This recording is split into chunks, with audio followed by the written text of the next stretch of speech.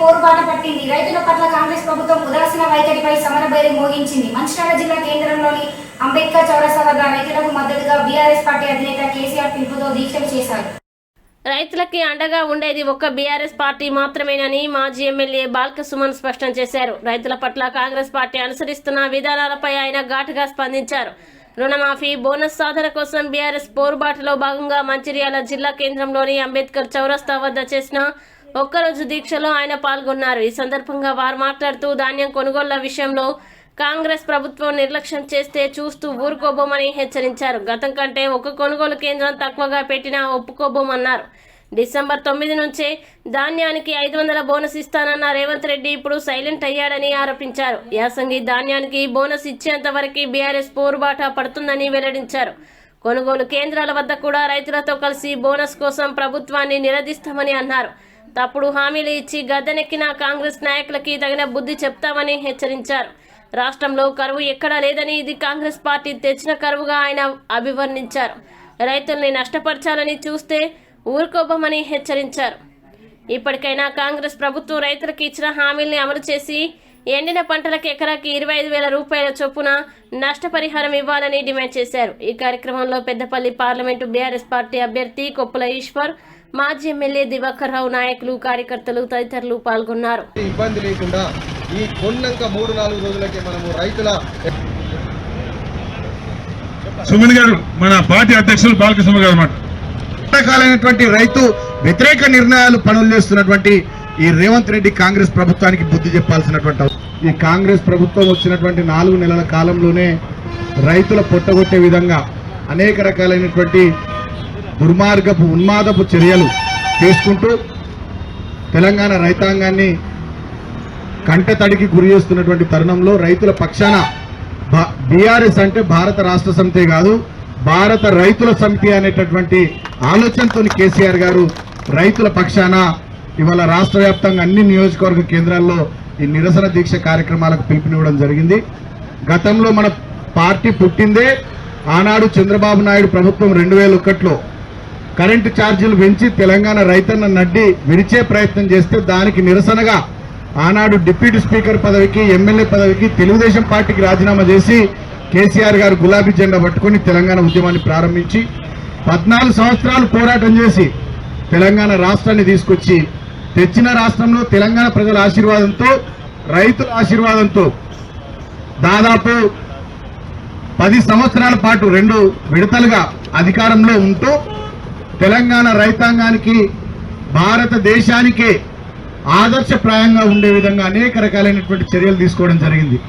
దాంట్లో ముఖ్యంగా తెలంగాణలో ఉన్న 45,000 చెరువుల్ని పూడిక తీసి బాగు చేసి మంచిగా ప్రతి ఊర్లో ఉన్నటువంటి చెరువు ఎండాకాలం పూట కూడా అలుగులు దుంకేటట్టుగా మట్టల నుంచి నీళ్లు జాలువారేటట్టుగా చేసినటువంటి సందర్భం మనం చూసినాం.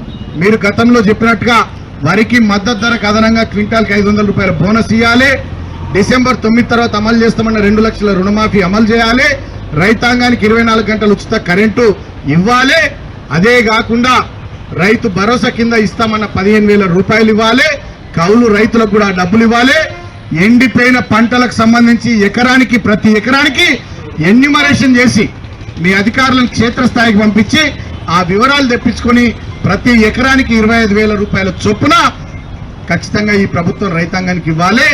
లేకపోయినట్టయితే రాబోయే రోజుల్లో ఈ కాంగ్రెస్ పార్టీ ప్రభుత్వం వెనుకబడతాం, వెంటాడతాం, భరతం పడతాం, రైతుల పక్షాన మొండిగా నిలబడతాం, ఎన్ని కేసులైనా ఎదుర్కొంటాం, జైలు నిర్బంధమైన ఎదుర్కొంటాం, ఎంత దూరమైన రైతుల పక్షాన పోయి పోరాటం చేస్తాం.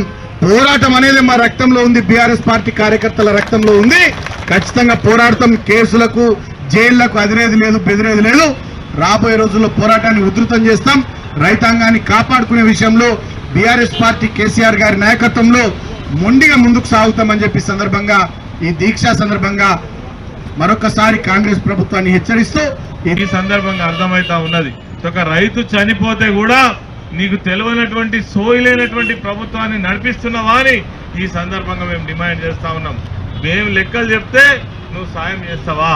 నిన్నటిదాకా మొన్నటిదాకా రైతులకు దొంగ మాటలు చెప్పి, కళ్ళబొల్లి మాటలు చెప్పి డిసెంబర్ 9వ తారీఖు నాడే మరి 2 లక్షల రూపాయల రుణమాఫీ చేస్తున్నటువంటి దొంగ మాటలు చెప్పినటువంటి ప్రభుత్వం, దొంగ మాటలు చెప్పినటువంటి ముఖ్యమంత్రిని ఇలా మనం చూస్తూ ఉన్నాం. మరి ఈరోజు ఇప్పటి వరకు మన రైతు బంధు ఇప్పటి వరకు వేయలేదు.